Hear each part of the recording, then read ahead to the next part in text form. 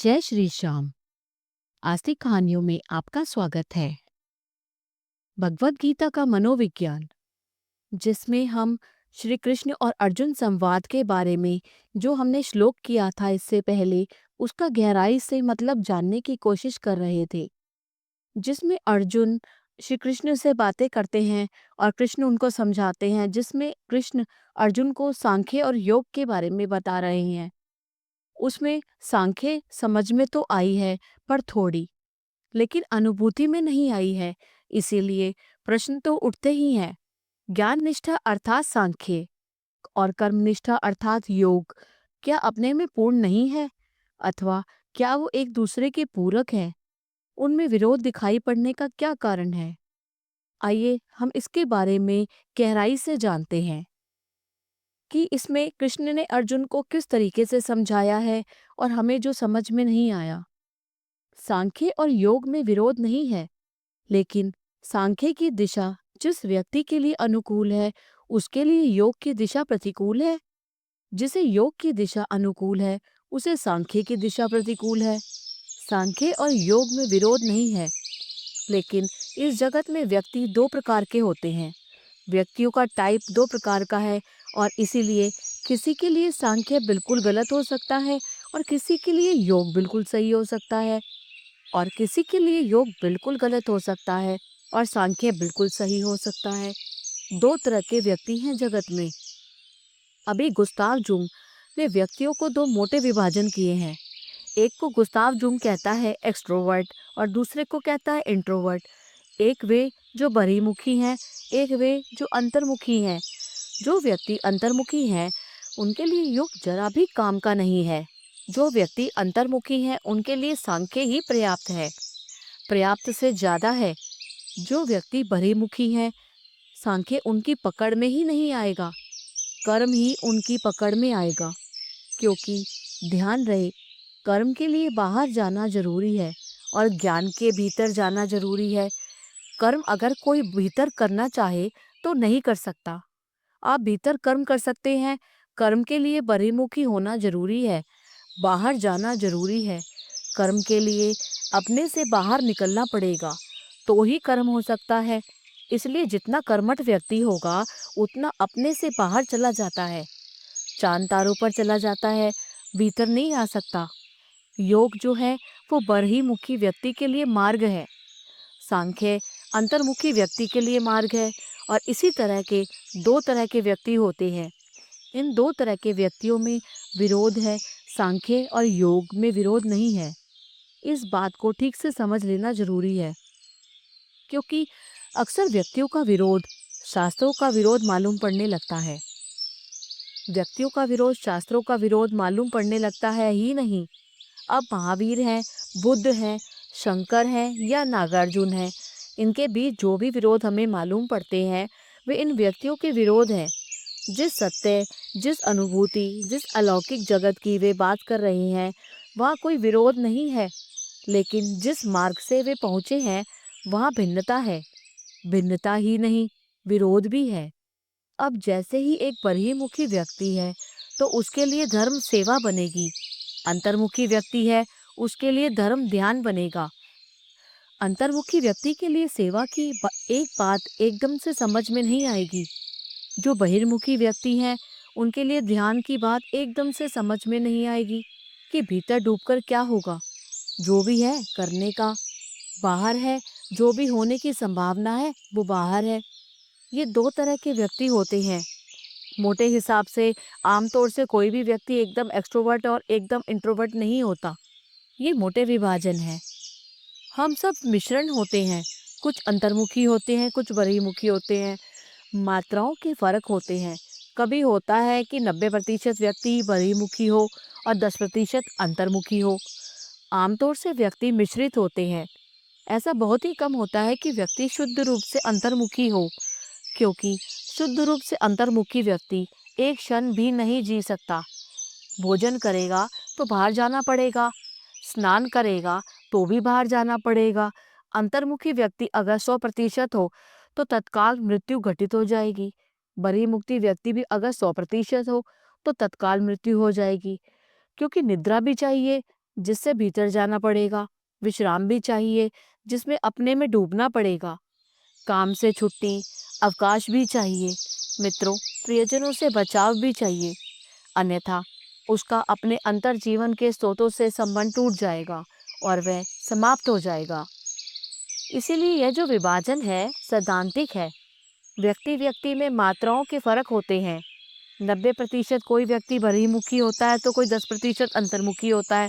अर्जुन जो है वो एक्सट्रोवर्ट है। अर्जुन जो है बहिर्मुखी व्यक्ति भी है।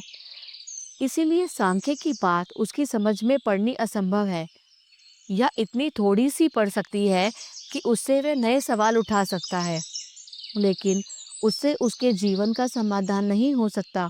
क्यों? अर्जुन तो बहिर्मुखी क्यों है? अर्जुन का सारा जीवन क्षत्रिय के शिक्षण का जीवन है। सारा जीवन कुछ करने और करने में कुशलता पाने में ही बीता है। सारा जीवन दूसरे को ध्यान में रखकर बीता है। प्रतियोगिता में, प्रतिस्पर्धा में, संघर्ष में, युद्ध में। क्षत्रिय इंट्रोवर्ट आदमी क्षत्रिय नहीं हो सकता है, और अगर अंतर्मुखी आदमी क्षत्रिय के घर में भी पैदा हो जाए तो भी क्षत्रिय नहीं रह सकता। जैनों के 24 तीर्थकर क्षत्रियों के घर में पैदा हुए, लेकिन क्षत्रिय नहीं रह सके। वे सब इंट्रोवर्ट हैं। महावीर अंतर्मुखी व्यक्ति हैं। बाहर के जगत में उन्हें कोई अर्थ मालूम नहीं होता। बुद्ध क्षत्रिय के घर में पैदा हुए, लेकिन क्षत्रिय नहीं रह सके। बाहर का वह विस्तार, कर्मों का वह जाल उन्हें बेमानी मालूम पड़ा। वो छोड़कर हट गए। अगर ब्राह्मण के घर में भी बहिर्मुखी व्यक्ति पैदा हो जाए, जैसे परशुराम, तो ब्राह्मण नहीं रह सकता, क्षत्रिय हो जाएगा। क्षत्रिय अनिवार्य रूपेण बहिर्मुखी होता है। अगर क्षत्रिय होने में उसे सफल होना है तो अर्जुन कहना चाहता है क्षत्रिय होने का आदर्श है। क्षत्रिय जैसा हो सकता है वैसा व्यक्तित्व है। कृष्ण ने उसे सांख्य की निष्ठा कही सबसे पहले, क्योंकि अर्जुन बातें ब्राह्मणों जैसी कर रहा है। अर्जुन आदमी क्षत्रिय जैसा सवाल ब्राह्मणों जैसे उठा रहा है। युद्ध के मैदान पर खड़ा है, लेकिन प्रश्न जो पूछ रहा है वो गुरुकुलों में पूछने जैसे हैं। प्रश्न जो पूछ रहा है वो किसी बुद्ध से किसी बोधि वृक्ष के नीचे बैठकर वन में एकांत में पूछने जैसे हैं। लेकिन प्रश्न जो पूछता है वो वह पूछ रहा है युद्ध के समारंभ के शुरुआत में, जबकि शंखनाद हो चुका है और योद्धा आमने सामने खड़े हुए हैं। जब अब घड़ी भर की देर नहीं है कि लहू की धारें बह जाएंगी, ऐसे क्षण में वह जिज्ञासाएं जो कर रहा है वे ब्राह्मण जैसी हैं।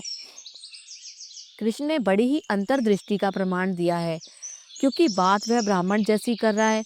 इसीलिए ब्राह्मण की जो चरम उत्कृष्ट संभावना है, सांख्य कृष्ण ने सबसे पहले वही कह दी। उन्होंने कहा कि अगर तू सच में ही ब्राह्मण की स्थिति में आ जाए तो सांख्य की बात पर्याप्त होगी, ज्ञान पर्याप्त होगा, उससे कुछ हल नहीं होगा। अर्जुन ने वहीं का वहीं रहा, जैसे घड़े का पानी गिरा और बह गया। दूसरा अध्याय व्यर्थ गया अर्जुन पर अगर सार्थक हो जाता तो गीता वहीं बंद हो जाती। आगे गीता के चलने का उपाय था ही नहीं।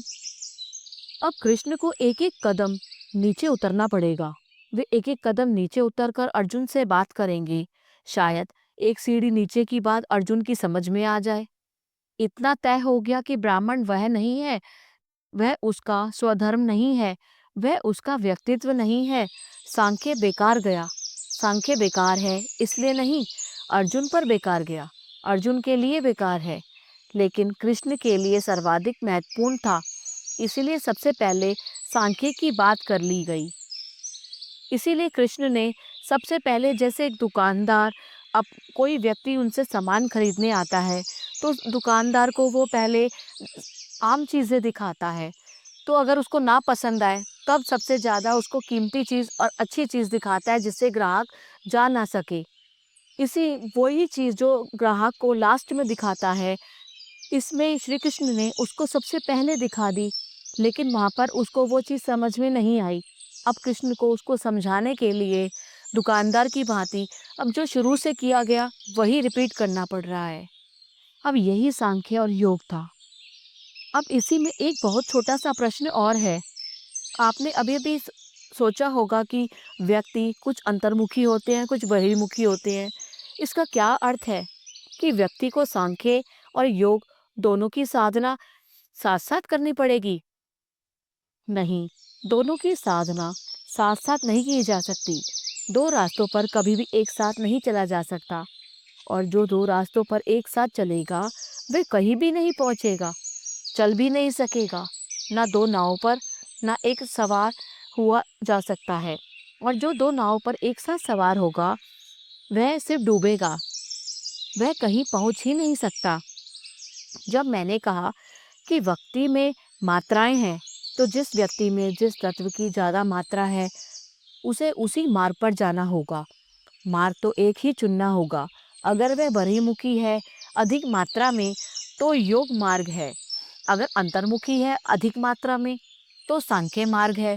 मार्ग तो चुनना ही होगा ना, दोनों पर नहीं चला जा सकता। और इसीलिए एक बात और आपसे कह दूं, इसलिए जो व्यक्ति जिस मार्ग से पहुंचेगा वह बलपूर्वक कहेगा कि मेरा मार्ग ही ठीक है। उसके कहने में कोई गलती नहीं है, वह पहुंचा है उस मार्ग से। और वह बलपूर्वक यह भी कहेगा कि दूसरे का मार्ग ठीक नहीं है, जानते हुए भी कि दूसरे का मार्ग भी ठीक है। पर ऐसा क्यों कहेगा वो? क्योंकि अगर वह ऐसा कहेगा कि वह मार्ग भी ठीक है, ये मार्ग भी ठीक है, तो जिन लोगों को मार्ग पर चलना है उनके लिए चुनाव कठिन हो जाएगा, क्योंकि दो रास्तों पर इकट्ठा नहीं चल सकता।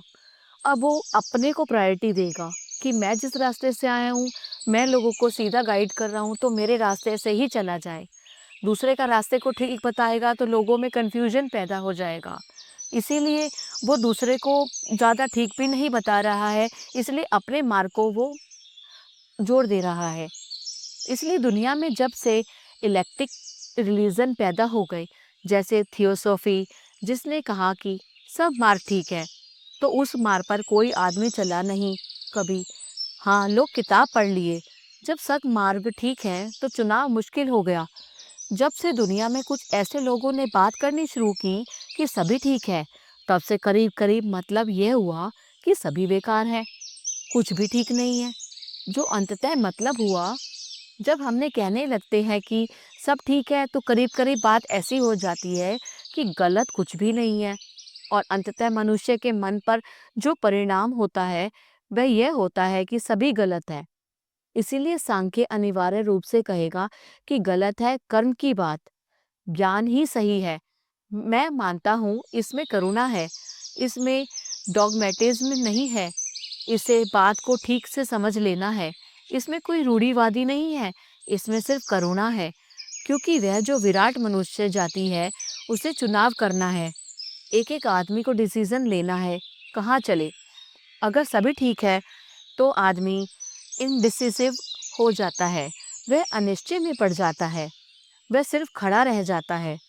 अगर चौरस्ते पर आप किसी से पूछे कि कौन सा रास्ता नदी पर पहुंचता है, तो वह कहे कि सभी रास्ते नदी पर पहुंचते हैं, तो बहुत संभावना यही होगी कि आप चौरस्ते पर खड़े रह जाएं और दूसरे आदमी की प्रतीक्षा करते हैं जो एक रास्ता बता सकता हो, क्योंकि वो आपको सभी कह रहा है, लेकिन आपको कंफ्यूजन होगा कहीं गलत तो नहीं कह रहा है कि चार रास्ते बता दिए इसने, तो अब इसमें से छोटा कौन सा होगा, बड़ा कौन सा होगा, सीधा कौन सा होगा, कठिन कौन सा होगा।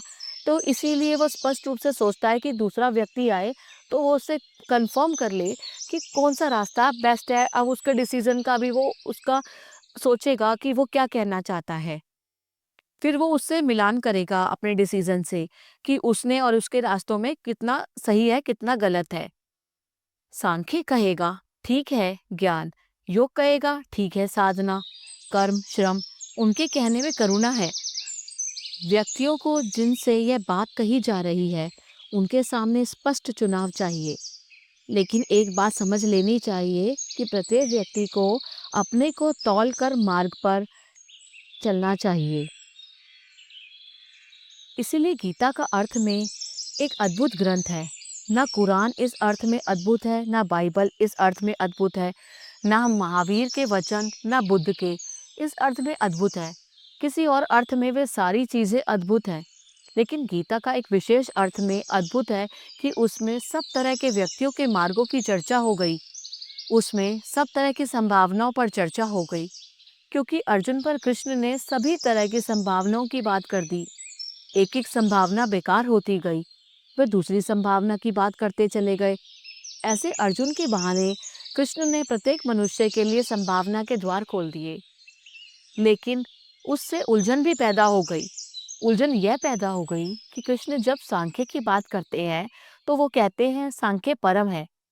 तब वे ऐसे बोलते हैं जैसे वे सांख्य स्वयं ही है। बोलना ही पड़ेगा ना। जब वे योग की बात करते हैं तो लगता है योग परम है। जब वे व्यक्ति या भक्ति की बात करते हैं तो लगता है कि भक्ति परम है। इससे एक उपद्रव जरूर हुआ। वह उपद्रव यह हुआ कि भक्त ने पूरी गीता में से भक्ति निकाल ली भक्ति, और पूरी गीता पर भक्ति को थोप देने की कोशिश करी। रामानुज, वल्लभ, निम्बार्क सबकी टीकाएं पूरी गीता पर भक्ति को थोप देती हैं। ज्ञानियों ने ज्ञान निकाल लिया और पूरी गीता पर ज्ञान थोपने की कोशिश की। शंकर कर्मियों ने कर्म निकाल लिया और पूरी गीता पर कर्म थोपने की कोशिश कर दी। लेकिन कोई भी सच को ठीक से समझ नहीं पाया कि गीता समस्त मार्गों का विचार है। और जब एक मार्ग की कृष्ण बात करते हैं तो वे उस मार्ग से इतने लीन और एक हो जाते हैं कि वे कहते हैं परम है, यही परम है। जब अर्जुन पर वह व्यर्थ हो जाता है तब वे दूसरे मार्ग की बात करते हैं। तब वे अर्जुन से फिर यही कहते हैं कि यही परम है, दिस इज द अल्टीमेट, यही सत्य है पूर्ण। क्योंकि अर्जुन को वे फिर चाहते हैं कि इसे चुन ले, और अर्जुन वैसे ही अनिश्चय मना है। और अगर कृष्ण की स्यादवाद में बोले कि शायद यह ठीक है, शायद वह ठीक है, तो अर्जुन के लिए चुनाव असंभव हो जाएगा।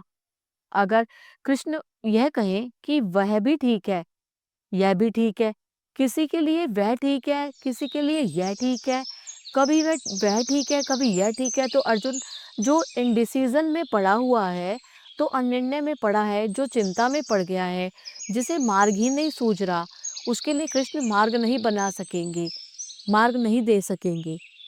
इसीलिए जब ये कहते हैं कि यह परम है तो वे अर्जुन की आंख में झांक रहे हैं और देख रहे हैं कि शायद यह उसे ठीक पड़ जाए, तो उसके लिए यही परम हो जाए। इसीलिए गीता विशिष्ट है इस अर्थ में कि अब तक सत्य तक पहुंचने के लिए जितने द्वार हैं, कृष्ण ने उन सब की बात कर दी। लेकिन वह बात सिंथेटिक नहीं है, वह बात गांधी जी जैसी नहीं है। वह बात ऐसी नहीं है कि वह भी ठीक है, यह भी ठीक है। कृष्ण कहते हैं जो ठीक है उसके लिए वह परम रूप से ठीक है, बाकी उसके लिए सब गलत है। दूसरा किसी के लिए ठीक है तो वह उसके लिए परिपूर्ण रूप से ठीक है, एब्सोल्यूट निरपेक्ष ठीक है, और बाकी उसके लिए सब गलत है। गीता बड़ी हिम्मतवर किताब है, और इतनी हिम्मत के लोग कम होते हैं जो अपनी ही बात को, जिससे उन्होंने 2 क्षण पहले कहा है, 2 क्षण बाद यह कह सके कि वह बिल्कुल गलत है, यह बिल्कुल ठीक है, तो क्षण के बाद इसको भी कह सके कि यह बिल्कुल गलत है, और फिर जब मैं कह रहा हूँ तो वो भी ठीक है। इतना असंगत होने का साहस केवल वे ही लोग कर सकते हैं जो भीतर रूप से परम संगति को उपलब्ध हो गए हैं, और अन्य लोग नहीं कर सकते। ये तो बार बार ख्याल में आएगा कि आपको कृष्ण जब भी जो कुछ भी कहते हैं एब्सोल्यूट निरपेक्ष कहते हैं, सच कहते हैं। जब जो कुछ कहते हैं उसे पूर्णता से कहते हैं।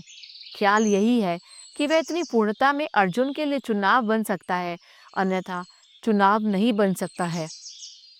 इसलिए दुनिया में जब जब से बहुत कम हिम्मत के दयालु लोग पैदा हो गए जो कहते हैं कि ये भी ठीक है, वो भी ठीक है, सब ठीक है, और सबकी खिचड़ी बनाने की कोशिश में लगे हुए हैं। तब से उन्होंने ना हिंदू को ठीक से हिंदू रहने दिया, ना मुसलमान को ठीक से मुसलमान रहने दिया, ना अल्लाह के पुकारने में ताकत रह गई, ना राम के बुलाने में हिम्मत रह गई। अल्लाह, ईश्वर, तेरे नाम बिल्कुल इम्पोर्टेंट हो जाते हैं, बिल्कुल मर जाता है, उसमें कोई ताकत ही नहीं रह जाती, उसमें कोई ताकत ही नहीं रह जाती। एक व्यक्ति के लिए उसका निर्णय सदा परम होता है। वह निर्णय उसी तरह का है जैसे कि मैं किसी स्त्री के प्रेम में पड़ जाऊं, तो उसी प्रेम का जो क्षण है, मैं उससे कहता हूँ कि तुझे ज्यादा सुंदर और कोई भी नहीं है, और ऐसा नहीं कि मैं उसे धोखा दे रहा हूँ। ऐसा मुझे उस क्षण में दिखाई पड़ता है कि ऐसा भी नहीं कि मैं कल में बदल जाऊं तो मुझे वो उस समय सुंदर लगी तो मैंने उसको कहा कि वो सबसे सुंदर है। मैंने किसी को बदसूरत नहीं कहा, लेकिन मुझे उस पल वो सुंदर लगी, तो मैंने इसीलिए उसको सुंदर कहा। तो आप कहें कि कल आप बदल गए, तो उस दिन आपने धोखा दे दिया था। नहीं, तब उसी क्षण में मैंने जो ऐसा ही जाना था और वह मेरे पूरे प्राणों से निकला था कि तुझसे ज़्यादा सुंदर और कोई भी नहीं। उसी क्षण के लिए मेरे पूरे प्राणों की पुकार वही थी। कृष्ण जैसे लोग क्षणजीवी होते हैं, लिविंग मोमेंट टू मोमेंट। जब वे सांख्य की बात करते हैं, तब वे सांख्य के साथ इस प्रेम में पड़ जाते हैं कि वे कहते हैं सांख्य परम है, अर्जुन सांख्य से श्रेष्ठ कुछ भी नहीं। और जब वे भक्ति के प्रेम में पड़ जाते हैं, तो क्षण भर के बाद वो ही कहते हैं अर्जुन भक्ति के ही मार्ग है, उसका अतिरिक्त कोई भी मार्ग नहीं है। इससे ध्यान में रखना पड़ेगा, इसमें कोई तुलनात्मक, कोई कंपैरेटिव बात नहीं है। जब कृष्ण कहते हैं सांख्य परम है, जब मैं कहता हूँ कि स्त्री से कि तुझसे सुंदर कोई भी नहीं, तब मैं दुनिया की स्त्रियों से उसकी तुलना नहीं कर रहा। असल में मेरे लिए वह अतुलनीय हो गई है। इसीलिए दुनिया में अब कोई स्त्री उसके मुकाबले नहीं। कि मैं कोई तुलना नहीं कर रहा, मैं कोई कंपेयर नहीं कर रहा, सारी तस्वीरें रखकर जांच नहीं कर रहा कि इससे सुंदर कोई स्त्री है ये या नहीं। ना मैंने सारी दुनिया की स्त्री देखी, ना जानने का सवाल है, ना इस क्षण भर में मेरे पूरे प्राणों की आवाज़ यह है कि तुझसे सुंदर और कोई भी नहीं। वह सिर्फ मैं यह कह रहा हूँ कि मैं तुझे प्रेम करता हूँ, इसीलिए मुझे तुझसे सुंदर और कोई लगा ही नहीं। और जहाँ प्रेम होता है, वहाँ परम एब्सोल्यूट प्रकट होता है कि उसके अलावा कुछ दिखता ही नहीं। इसीलिए जो है वो सामने है, और सामने वही है जो प्रेमी है और उसकी प्रेमिका। इसीलिए उसके प्रेम में डूबा हुआ है, उसको उसके अलावा कुछ दिखता ही नहीं। और कृष्ण जब सांख्य की बात करते हैं, तो वे सांख्य के साथ उसी तरह प्रेम में है जैसे कोई प्रेमी। और अगर इतने में प्रेम ना हो, तो गीता में इतने प्राण नहीं हो सकते। तब किताब भगवत गीता नहीं कही जा सकती, तब वह भगवान का वचन नहीं कही जा सकती थी। भगवान का वचन वह इसलिए कही जा सकी कि वह इसलिए गीत गोविंद बन गई, सिर्फ इसीलिए कि प्रतिपल कृष्ण ने जो पी कहा, उसके साथ वे इतने एक हो गए कि रत्ती भर का फासला न रहा। सांख्य की बात करते वक्त वे सांख्य हो जाते हैं, और भक्ति की बात करते हुए वो भक्त हो जाते हैं। योग की बात करते हैं तो वो महायोगी हो जाते हैं। अतीत गिर जाता है, भविष्य शेष नहीं रहता। जो सामने होता है उसके साथ भी पूरे एक हो जाते हैं। इसे ख्याल में रखेंगे तो उनके वचन तुलनात्मक नहीं है। एक अध्याय की दूसरे अध्याय से तुलना नहीं की जा सकती। एक श्रृंखला दूसरी श्रृंखला से, एक निष्ठा दूसरी निष्ठा से तोली नहीं गई है। प्रत्येक निष्ठा में अपने में परम है। निश्चित ही जो भी उस निष्ठा से पहुंचता है, उसके लिए उससे श्रेष्ठ कोई निष्ठा नहीं रह जाती। अभी यहाँ कृष्ण के जो एक श्लोक जो अर्जुन को दिया गया है, उसके बारे में गहराई से वार्तालाप हो रहा है, उसके बारे में गहराई से जानने की कोशिश हो रही है। अभी भी उस श्लोक के बारे में कुछ शेष है, वो आगे के अंक में आपको मिलेगा। अगर आपको पसंद आए तो कृपया करके लाइक कीजिए, शेयर कीजिए। बोले श्री कृष्ण भगवान की जय।